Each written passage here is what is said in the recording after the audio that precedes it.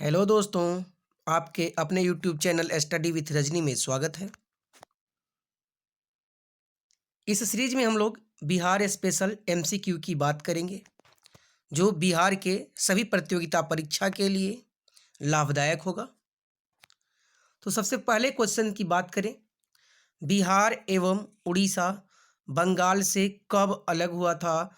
तो बिहार एवं उड़ीसा 1912 में बंगाल से अलग हुआ था। नेक्स्ट बात करें हम लोग, दूसरा क्वेश्चन है, बिहार एवं उड़ीसा की सीमाओं का पुनर्निर्धारण कब हुआ?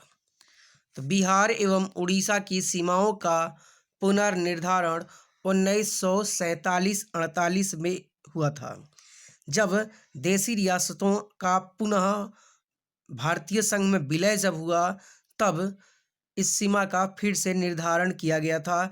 अब क्वेश्चन पूछा जा सकता है कि बिहार और उड़ीसा पृथक कब हुए या अलग अलग कब हुए?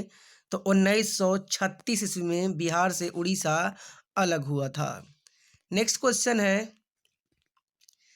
बिहार से झारखंड कब अलग हुआ? तो बिहार से झारखंड कब अलग हुआ? तो 15 नवंबर 2000 को बिहार से झारखंड अलग हुआ।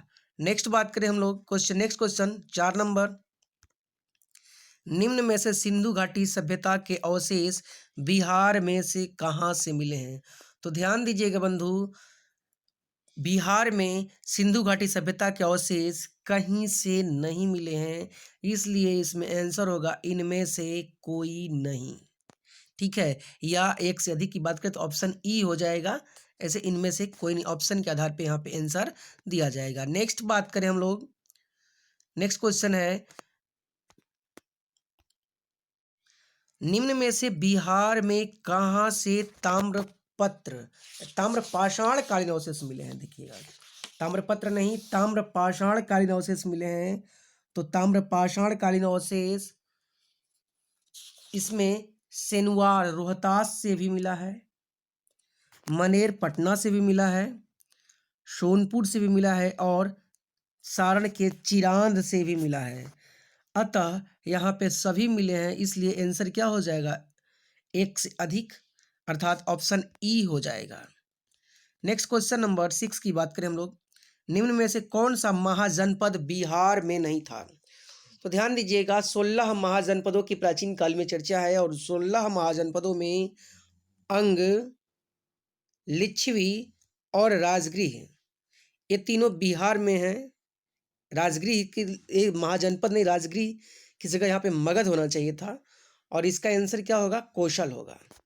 आंसर हो जाएगा कौशल, जो उत्तर प्रदेश में पड़ता है, ये बिहार में नहीं है।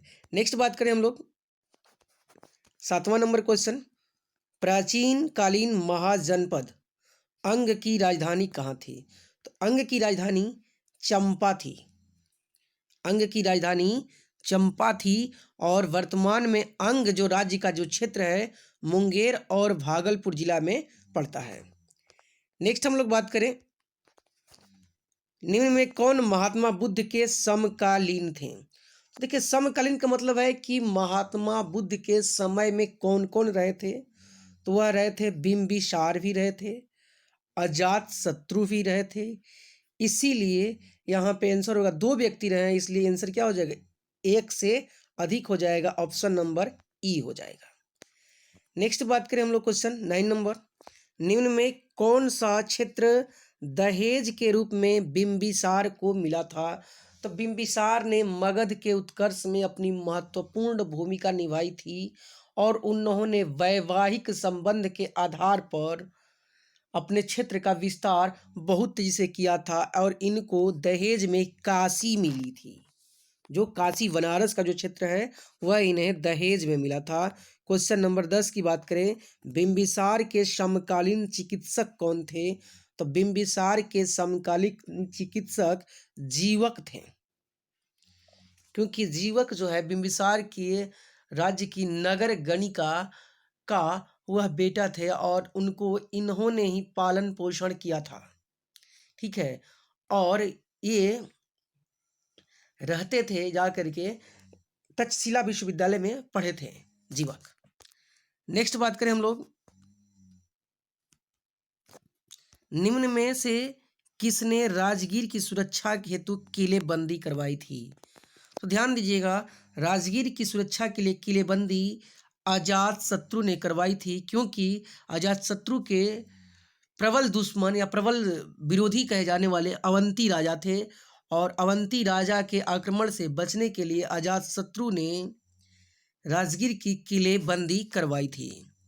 नेक्स्ट क्वेश्चन है, राजगीर में पहली बौद्ध संगति किसके काल में हुई थी? तो राजगीर में पहली बौद्ध संगति अजात शत्रु के कार्यकाल में हुई थी। पहली बौद्ध संगति अजात शत्रु ने ही बुलाई थी। ठीक है, नेक्स्ट क्वेश्चन है, निम्न में से किसने पाटलिपुत्र को अपनी राजधानी बनाई? तो देखिए, पाटलिपुत्र को अपनी राजधानी उदयन या उदयीन ने बनाया था। ठीक है, पाटलिपुत्र गंगा नदी के किनारे स्थित है। नेक्स्ट क्वेश्चन है, निम्न में से किसने मगध की राजधानी वैशाली स्थापित की? मगध की राजधानी वैशाली स्थापित की थी, अर्थात मगध की राजधानी वैशाली ले गया था। तो वो ले गए थे शिशुनाग। शिशुनाग जो है मगध की राजधानी वैशाली स्थानांतरित की थी राजगीर से। नेक्स्ट बात करें हम लोग, मौर्य शासक कौन था जिसे भारत का मुक्तिदाता कहा जाता है? तो भारत का मुक्तिदाता मौर्य शासक चंद्रगुप्त मौर्य थे, जिन्होंने भारत को यूनानियों के आक्रमण से बचाया था या यूनानियों के प्रभुत्व से बचाया था, इसलिए इन्हें भारत का मुक्तिदाता कहा जाता है। नेक्स्ट क्वेश्चन है, सेल्यूकस का राजदूत मेगास्थनीज किसके दरबार में पाटलिपुत्र आया था? तो ये चंद्रगुप्त मौर्य के दरबार में पाटलिपुत्र आया था। नेक्स्ट क्वेश्चन की बात करें, इंडिका की रचना किसने की है? इंडिका जो है, इंडिका एक महत्वपूर्ण पुस्तक है जो एक यात्रा वृत्तांत है, और सेल्यूकस निकेटर के राजदूत जो थे मेगास्थनीज, इन्होंने ही लिखा है। नेक्स्ट है क्वेश्चन, बौद्ध धर्म में थेरवाद संप्रदाय का उदय किस संगति के बाद हुआ था?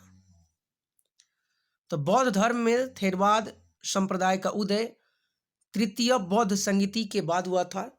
तृतीय बौद्ध संगति का आयोजन अशोक के काल में पाटलिपुत्र में हुआ था। नेक्स्ट क्वेश्चन है, अंतिम मौर्य शासक कौन था? तो अंतिम मौर्य शासक बृहद्रथ थे।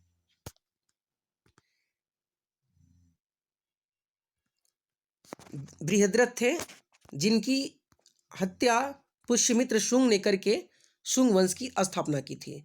तो नेक्स्ट क्वेश्चन है कि शुंग वंश का अंतिम शासक कौन था? तो शुंग वंश का अंतिम शासक देवभूति था। शुंग वंश का अंतिम शासक देवभूति था। तो आज के लिए इतना ही। ये सीरीज चलते रहेगा, लगभग 1200 से 1500 क्वेश्चन हम लोग बिहार से रिलेटेड करेंगे, जो बिहार के एग्जाम के लिए बहुत ही महत्वपूर्ण होगा। धन्यवाद।